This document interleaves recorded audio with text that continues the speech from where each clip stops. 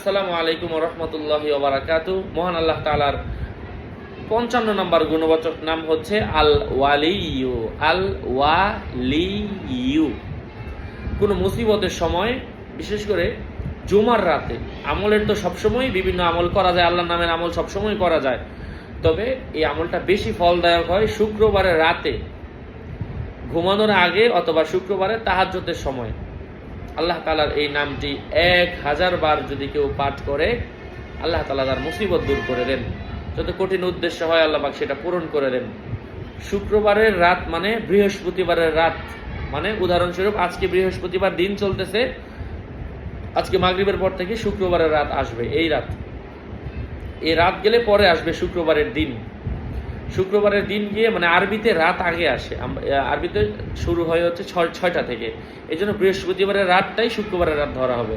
ইংরেজিতে তো রাত 12টা থেকে।